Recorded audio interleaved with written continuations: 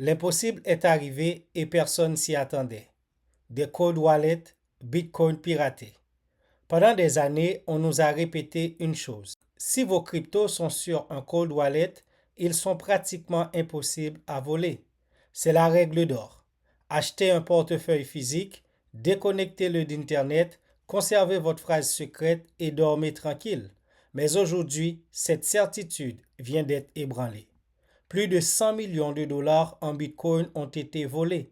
Des milliers d'adresses vidées, des utilisateurs qui utilisent pourtant l'un des cold wallets les plus réputés du marché. Coldcard, c'est le wallet qui a été piraté en quelque sorte. Et le plus inquiétant, le pirate n'a jamais eu besoin de toucher les appareils des victimes. Pas de malware, pas de phishing, pas de faux Ledger Live, pas de virus. Le problème était ailleurs. Une faille présente dans un ancien firmware. Pour ceux qui ne savent pas c'est quoi un firmware, à noter que c'est un micro-logiciel, un programme informatique intégré directement dans un composant matériel pour lui permettre de fonctionner. Un firmware fait le lien entre le matériel physique et les logiciels de plus haut niveau. Donc cette faille était présente dans ce micro-logiciel, visible publiquement depuis plusieurs années, mais que presque personne n'avait remarqué. Dans cette vidéo, nous allons comprendre comment ce piratage a été possible, qui est réellement concerné, pourquoi même un portefeuille hors ligne n'est pas toujours invulnérable et surtout comment éviter que cela vous arrive. À noter que cette attaque, c'est une attaque historique. Le 30 juillet, plusieurs chercheurs commencent à observer un phénomène étrange. Des centaines d'adresses Bitcoin sont vidées. Ensuite, des milliers. Selon les premières estimations, près de 1100 bitcoins disparaissent. Quelques jours plus tard, les chiffres explosent. Galaxy Research estime maintenant près de 1600 bitcoins confirmés, plus de 7300 adresses concernées, 100 millions de dollars volés, suite à plusieurs vagues d'attaques. Certaines estimations parlent même d'environ 2000 bitcoins, soit près de 130 millions de dollars. On parle de l'un des plus gros vols liés à un portefeuille matériel.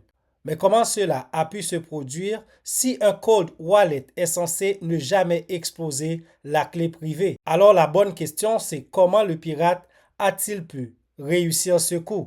La réponse est étonnante. Le problème ne vient pas d'Internet, il vient de la création de la phrase secrète. Comme je vous dis précédemment, il y avait une faille au niveau des micro-logiciels de Coldcard. Lorsque vous configurez un portefeuille pour la première fois, celui-ci doit générer des nombres totalement aléatoires. Ces nombres servent à créer votre seed phrase, donc votre phrase secrète.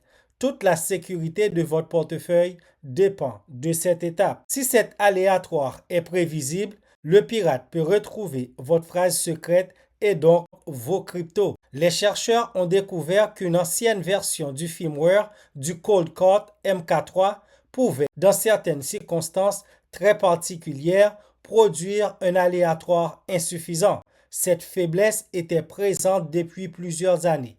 Le code était public, tout le monde pouvait le consulter. Mais encore là, fallait-il comprendre exactement où chercher? Malgré le code était open source, tout le monde pouvait l'utiliser, tout le monde pouvait l'expérimenter, mais personne n'a pu détecter la faiblesse dans ce micro-logiciel. La question à se poser maintenant, c'est pourquoi personne ne l'avait vu. Beaucoup pensent que parce qu'un projet est open source, tout est automatiquement vérifié.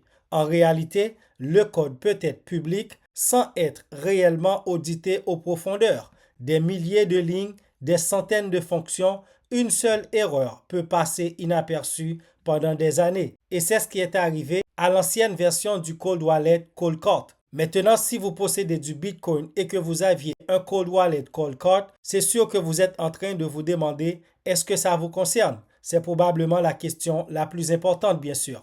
Tous les utilisateurs de cold wallet ne sont pas concernés. Les appareils récents ne semblent pas touchés. Le risque concerne principalement certains anciens firmware. Le fabricant recommande de vérifier la version utilisée et précise avoir détruit son stock restant contenant les anciennes versions vulnérables. Est-ce que Bitcoin a été piraté? La réponse est non. C'est très important de le mentionner. Bitcoin fonctionne exactement comme prévu. Le réseau n'a jamais été compromis, la blockchain n'a jamais été hackée. Ce qui a été exploité, c'est une faiblesse dans la génération des clés privées sur certains appareils cold card. Ce n'est pas Bitcoin, c'est un logiciel bien spécifique. Mais malgré tout, il y a des leçons à retenir. Cette affaire nous rappelle plusieurs choses. Premièrement, un cold wallet reste aujourd'hui la méthode la plus sûre pour conserver ses cryptos.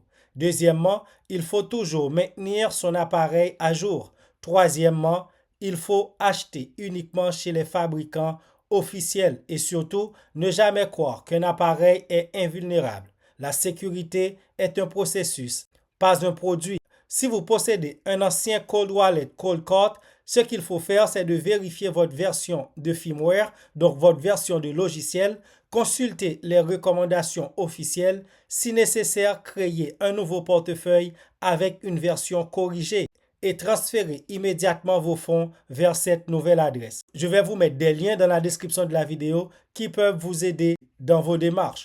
En conclusion, cette attaque restera probablement comme l'un des événements les plus marquants de la sécurité Bitcoin. Elle ne remet pas en cause Bitcoin, elle rappelle simplement qu'un maillon faible peut exister partout, même dans un appareil considéré comme l'un des plus sécurisés du marché. La vraie sécurité ne consiste pas uniquement à acheter un bon portefeuille, elle consiste aussi à comprendre comment il fonctionne, à rester informé et à remettre régulièrement ses pratiques en question. Parce qu'en crypto, la meilleure protection reste toujours la connaissance. Malheureusement, malgré les utilisateurs concernés ont tout fait ce qu'il faut, acheter des bitcoins, les sortir sur les SEX, les envoyer sur un cold wallet, créer leurs clés privées. Malgré cela, ils sont quand même victimes. C'est quand même dommage parce que c'est une situation qui ne dépend pas des utilisateurs en soi. Restez informés, protégez vos cryptos et ne mettez jamais vos avoirs dans le même panier. Si cette vidéo vous a appris quelque chose, abonnez-vous, likez la vidéo, c'est gratuit et moi je vous donne rendez-vous pour une nouvelle vidéo.